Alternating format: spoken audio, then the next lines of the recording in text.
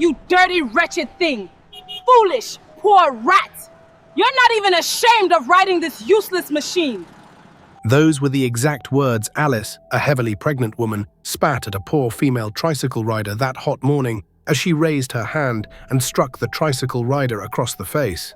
Once, twice. But what Alice didn't know was that in just a few hours, when death knocked on her door and her baby's life hung by a thread, the same woman she had just humiliated would become her only hope for survival. I dare you to watch this entire story without getting emotional. But first, subscribe if you think you can handle it. In a quiet, gated estate at the edge of the city lived a young woman named Alice. She was heavily pregnant, close to her time, and married to a man many in the neighborhood respected. Her husband, Francis, was a simple and easygoing man. They lived well, comfortably enough, good food, good clothes, cars parked outside, and a house to help run errands. But Alice was never satisfied. She loved to show herself as more than she was. She carried herself like a queen, walking with pride, often looking down on people she thought were beneath her. That morning, after breakfast, Alice decided to go to the market. She told herself, "This supermarket of a thing down the road is not far. I will walk, instead of giving my money to all these useless motor people. Let me stretch my legs. The doctor says exercise is good for pregnancy. Besides, it's just 2, maybe 3 junctions away." Her husband, still in his home office, arranging some files, looked up and said, "Alice, are you sure you can trek? Should I drop you first before I head out?" She waved her hand at him. "Leave it. Do you think I am weak? Anne, walking small will not kill me. Besides, pregnant women need exercise." Francis nodded slowly. He had long stopped arguing with his wife when she spoke in that proud, dismissive tone. So she stepped out in her flowing maternity gown. Her head tie was neatly tied, and her handbag slung on her arm. She walked past the estate gate, nodding only slightly at the security man who greeted her warmly. At first, she walked briskly, swinging her hands like a fitness coach. But halfway to the supermarket, the sun grew hotter, and her body began to feel heavy. She stopped, breathed hard, and hissed loudly. "What is this? I cannot come and kill myself because of exercise," she muttered. She looked around and saw a yellow tricycle approaching. Quickly, she stretched out her hand, stopping the tricycle. The tricycle stopped, and to her surprise, a woman was the rider. She looked young, in her late 20s, her hair tied back, her face was sweaty but determined. Her name was Grace. She adjusted the tricycle mirror and smiled. "Good morning, madam. Where are you going?" Grace asked. Alice barely looked at her irritatedly. "Supermarket, down the junction," she replied, waving her hand lazily. "Okay, ma, it's 500 naira, Grace said politely. Alice hissed and climbed into the tricycle without answering. The rider blinked, a little confused, but she said nothing and started the engine. As the tricycle moved, Alice sat with her face forward, her nose slightly raised as if the wind blowing in carried an offensive smell. She looked irritated by the tricycle and the rider. She didn't respond when Grace tried to make small talk about the heat. She simply sat there, proud and dismissive. When they reached the supermarket, Alice tapped the iron bar. "Stop here," she said in a firm tone. Grace slowed down but shook her head. "Okay, madam. Please let me just drive forward a little before I park. This place is not a parking space. And if I park here, the policeman will arrest me. And that means I'll lose all the money I've worked since morning," she said politely. Instead of listening, Alice shouted, "Are you mad? Are you okay? Did you not hear me? I say stop here, and you're talking back at me. Who are you to argue with me? Stupid thing." Grace was still trying to ease the tricycle forward when Alice stretched her hand from the back and slapped her with all her might. "Pack this thing now, you hear me?" she yelled. The young woman gasped in shock. Her hands shook on the handle from the effect of the slap. Before she could recover, Alice slapped her again, harder this time. The tricycle staggered dangerously before Grace pulled it to the side of the road. She hadn't even balanced when Alice jumped down angrily and grabbed her by the shirt, dragging her out of the tricycle roughly. "You dirty, wretched thing," Alice shouted. "You dare talk back to me? You think because you are riding this nonsense tricycle, you can talk? Foolish, useless, poor rat. Her voice rose higher and higher. Passers-by stopped. People began to gather, looking at the drama. Some whispered, some shook their heads. Grace's cheeks burned with shame. Her heart pounded. She wanted to cry, but she held herself. Then Alice, with all arrogance, shouted, "In fact, I will not even pay you. Do your worst. There's nothing you can do to me." The crowd gasped. Some murmured, "No, madam, pay her her money. She carried you and you don't want to pay her. That's wickedness." Grace opened her mouth to speak, but Alice pushed her again and spat angrily at her. "You were supposed to drop me there, but you refused. Now you want me to pay you? I will not do that, never." But just then, from the crowd, a tall man wearing a simple kaftan stepped forward. He looked at the rider, then at Alice. His face showed disgust at what he had just seen. "Young lady," he turned to Grace. "Don't worry," he said gently. "How much is the money?" Grace swallowed hard. Her voice shook with pain. It's 500 naira, sir," she muttered. The man dipped his hand into his pocket, pulled out a note and gave it to her. "Here, take this, and keep the change. Forget about her, leave this troublesome woman alone." Alice's eyes blazed. "How dare you call me troublesome?" She barked. "Do you know who I am? And who the hell do you think you are? You think I don't have the money to pay her? I have. But I will not pay. Don't think because you're standing here you can insult me, stupid man." She turned on him, raining insults and curses. The man simply stepped back into the crowd and shook his head in pity. Grace, trembling from the humiliation, clutched the money and nodded at him with watery eyes. "Thank you, sir," she whispered softly. She turned to her tricycle. Her legs shook as she stepped in, started it quickly and drove off. The crowd began to disperse, shaking their heads. Some muttered, "Very proud, arrogant woman. Pride goes before a fall. May it not be your end one day." God sees all, but Alice fired back angrily. "It is you people that pride will end, not me. God forbid." She stood there proudly, adjusting her gown as if nothing had happened. "Rubbish," she muttered under her breath. She raised her chin, walked into the supermarket, and did her shopping. To her, she had won. She had proven she was above them all. She had put that tricycle rider in her place. She smiled victoriously, but little did she know that life was already arranging her own lesson. When Alice finished buying things at the supermarket, she returned home still puffed and filled with pride. She told herself she had shown that rider her place. She even smiled as she recounted the drama in her head. "Imagine that poor dirty woman trying to talk back to me. Who does she think she is? At least now she knows there are levels in life. And we are not the same." She walked into her house, dropped her shopping bags, and called the house help to arrange them. Her husband was still upstairs in his home office, unaware of the drama she had just caused outside. But life, they say, is like a drum. You never know which side will sound next. Not long after Alice sat to rest, she felt a sharp pain tear through her belly. She gasped and tried to stand. The pain came again, stronger than before. Then with a sudden gush, her water broke. "Jesus, Francis, Francis," she screamed her husband's name, her voice filled with panic. Her husband ran downstairs, his shirt was half-buttoned and files still in his hand. The sight froze him. Water was pooling at her feet, and she clutched her stomach, screaming, "My God, Alice, it's labor. You're in labor, but you're not due yet. How can you?" Francis's voice shook. "Don't just stand there. Do something," Alice cried. "Take me to the hospital. The pain is unbearable." Francis threw the files he was holding aside, scooped her to his arms, rushed her to the car outside, and helped her into the back seat. His hands shook as he tried to start the car, but that was when the nightmare began. Francis turned the key once. Nothing. He turned it again. Still. Silence. "God, please," he shouted, banging the steering wheel. He tried and tried, but the car refused to start. He ran into another of his cars and turned on the ignition. And just like a curse, it also refused to start. He tried the others parked. The same thing. Alice screamed louder, gripping her stomach in pain. Sweat poured down her face. "Francis, I can't bear this pain any longer. Do something," she yelled. "Hold on, Alice, hold on," he said, his voice trembled.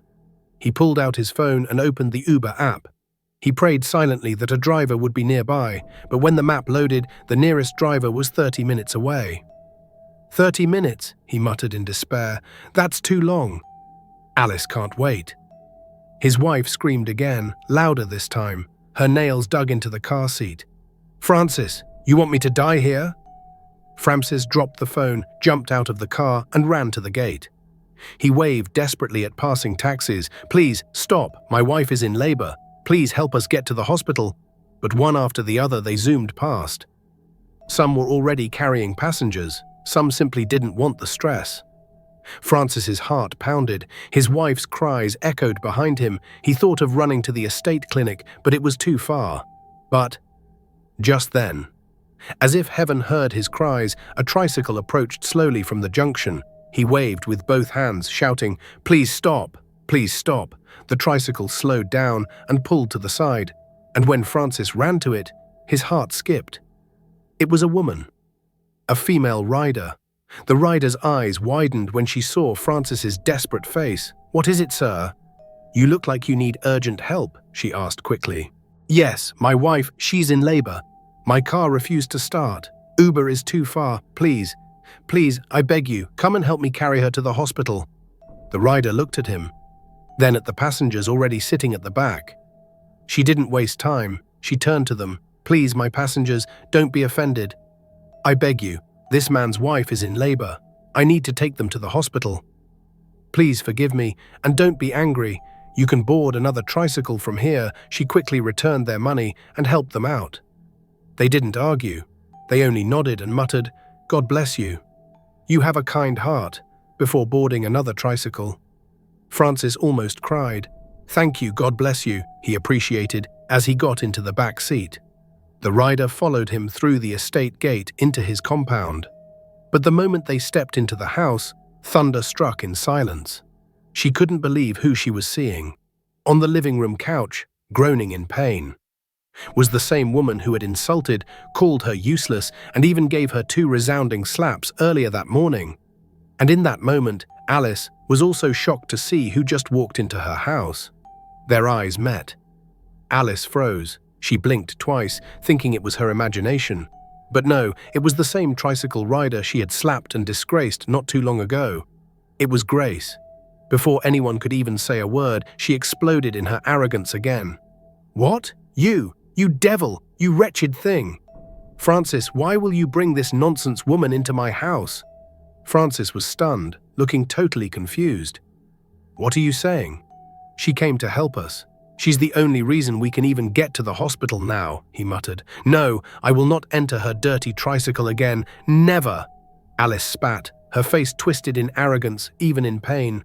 "Her filthy hands will not touch me, not when I am still breathing." Grace's face grew dark. She clenched her fists as she spoke. "Sir, I am leaving. I didn't come here to be insulted twice, so this arrogant woman is your wife. Do you know what she did to me this morning? She slapped me, refused to pay me, and disgraced me in public. Now she's still insulting me again? She's not even remorseful. I'm done and I'm not helping. Please sort yourself." She turned to walk out, but Francis ran after her. "No, please," he begged, his hands almost touching the floor. "Forgive her. I know my wife can be hot-tempered, but please, think of the baby. Help us for the child's sake. I'm begging you." But Alice's voice rose again. "Shut up, useless man. Always begging. Let her leave. You are even apologizing to this dirty thing. Instead of fighting for me, you are kneeling to beg her. Weakling. You're always a weakling." Grace stopped at the door. Her chest rose and fell with anger. Her heart told her to leave, to let this arrogant woman suffer in her pride. And if she wants to die, let her die. She deserved it. But just then, as she walked towards the door, she heard Alice's scream again, louder than before. This time, her cry wasn't only of pride, it was of pain, fear, and desperation.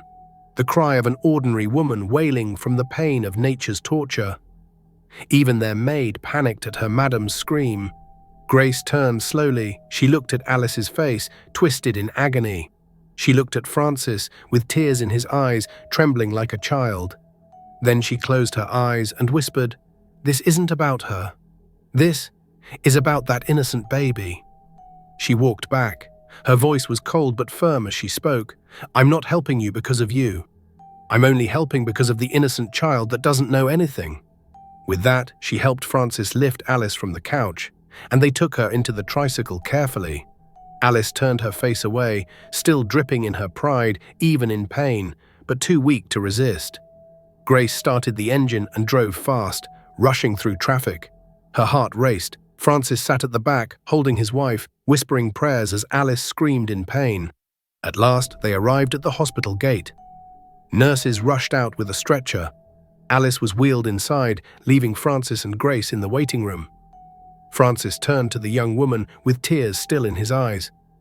"Thank you. God will bless you. I don't even know how to repay you." Grace nodded quietly. "Just pray for your wife. That is enough." But deep inside, she wondered if a woman like that would ever change. But little did she know that a bigger twist was waiting just around the corner. As they waited, Alice's voice rose and fell in waves of pain. Nurses and doctors moved quickly around her, urging her to push, urging her to hold on. Her face was soaked with sweat, her hair clung to her skin, and her arrogance earlier that day had vanished completely in the fire of labor. Outside, her husband still paced back and forth, wringing his hands. He could barely sit. Every cry from his wife tore at his heart. "God, please," he muttered under his breath. "Save my wife. Save my child." Beside him, Grace sat quietly. She had been through insults, humiliation, and disrespect from Alice. Yet she stayed. Something in her heart refused to let her leave. She watched the man's fear. She heard the woman's cries, and deep down she knew she had been positioned to meet the arrogant woman that day for a reason. Minutes stretched into what felt like hours. Finally, the doors of the labor ward opened, and a doctor stepped out, smiling. "Congratulations, sir," he said warmly. "Your wife has delivered safely. It is a bouncing baby boy." Francis's knees almost gave way. His face lit up with tears of joy. "Thank you, Lord." "Thank you," he praised. He grabbed the doctor's hands, then turned quickly to Grace. In a rush of excitement, he hugged her tightly. "You don't know what you have done for me today," he said, still shaking. "God will bless you. Thank you. I can never forget this kindness." Grace smiled faintly, blinking back tears. She had no words, only gratitude that both mother and child were alive. Soon they were ushered into the ward. Alice lay on the bed, weak and pale but alive. Her baby rested in her arms. For the first time that day, her eyes held no fire of pride. Instead, they shone with a quiet heaviness and brokenness. Grace stepped forward slowly, almost unsure if she should enter. But Alice's eyes met hers, and something strange happened. Tears welled up in Alice's eyes, and to everyone's greatest shock, she whispered softly in a shaky voice, "Thank you." Grace blinked, almost thinking she had misheard her. Wait, did she just? Or she didn't hear her right? But she waved it off, thinking it wasn't what it sounded like. Alice clutched her baby tighter and continued. When I was on that bed, I felt like I was between life and death. I almost gave up.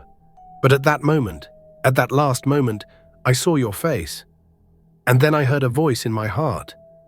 It told me, if not for this girl's kindness, today would have been your end.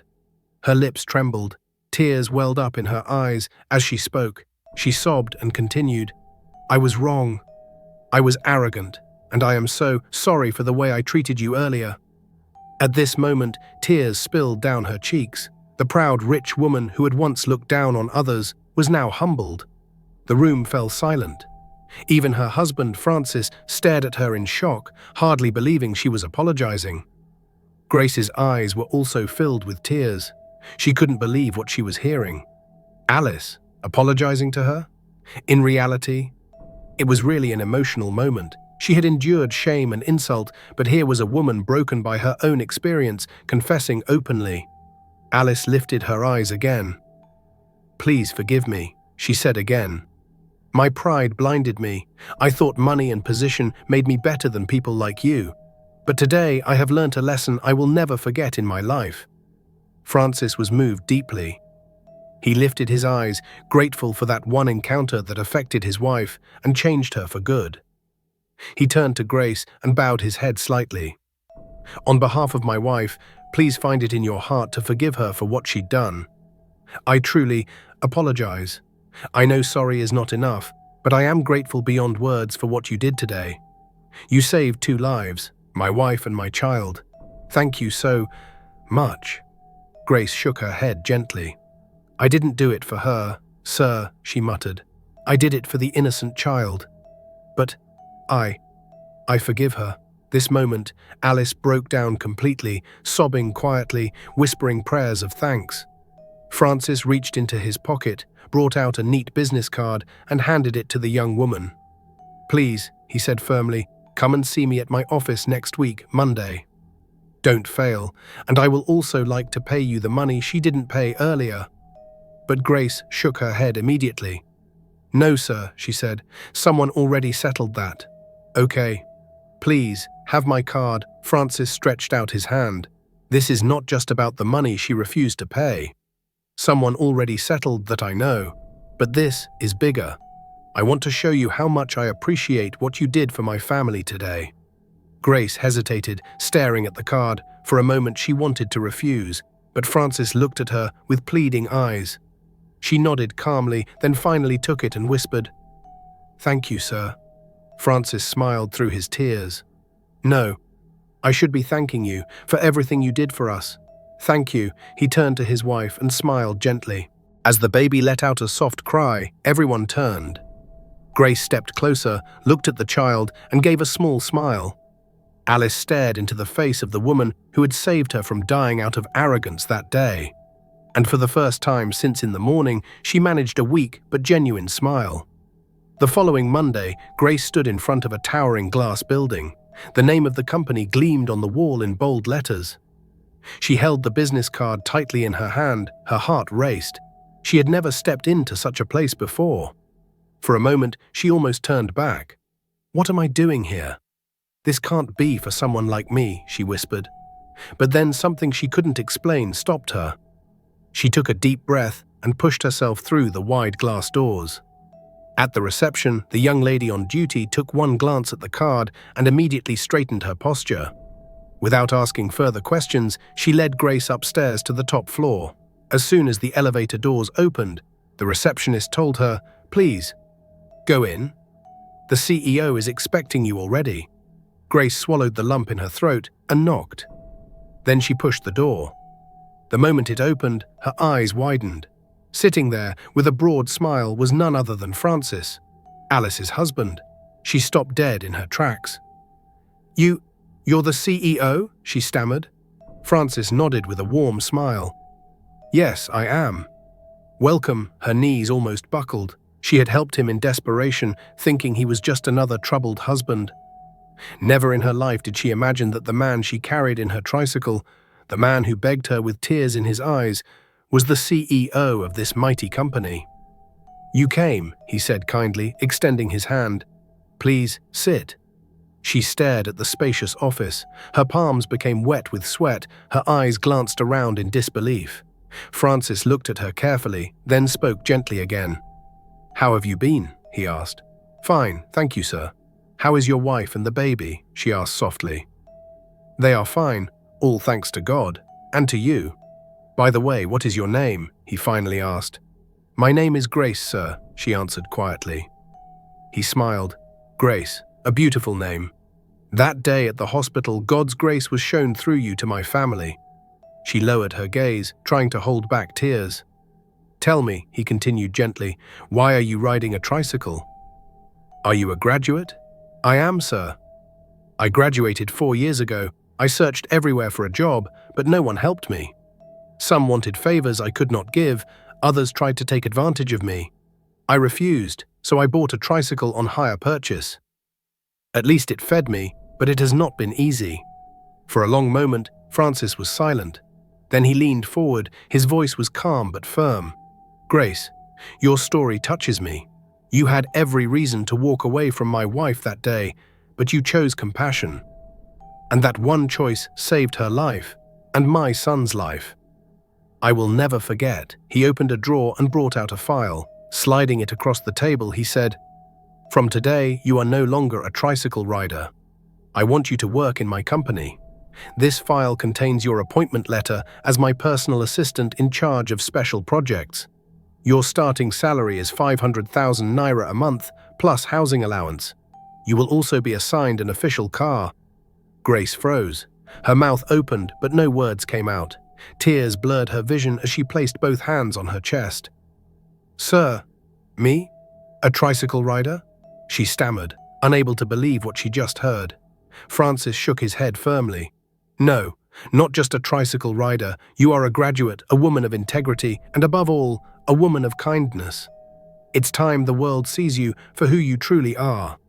Joy overflowed in Grace's heart. She wept openly, overwhelmed at how quickly her story just changed. She couldn't hold back her tears. But this time, they weren't tears of pain or suffering or humiliation anymore. They were tears of unexpected joy. One moment she was driving a tricycle on the hot streets, insulted and mocked. Now she was stepping into a new life of dignity and honor, all because she chose kindness when she could have walked away. And from that day, her life changed forever. Friends, this is not just a story. It is a lesson for us all. A young woman who once drove a tricycle to survive was lifted into a position of honor, not because she begged, bribed, or compromised, but because of her kindness and integrity. Never despise anyone that is suffering and trying to survive genuinely, because tomorrow is pregnant with surprises. Kindness is never wasted, it always comes back in ways you least expect. But pride and arrogance could endanger you a lot, even your own life, just like it almost cost Alice's. Remember that a good heart is greater than riches. Riches may finish, but a good heart will always open another path. If you were touched by this story, don't just watch it alone. Share it with someone today. Leave a comment about the lesson you learned, and most importantly, subscribe to Roots of the African Tales for more inspiring African stories that carry wisdom in our everyday life. Stay humble, stay kind, and see you in the next story.